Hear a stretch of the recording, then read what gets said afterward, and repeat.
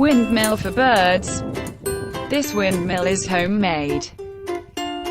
It's very easy to make it.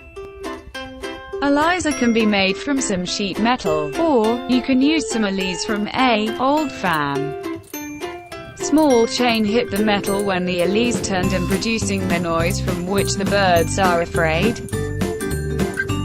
With this windmill you can protect the vineyard.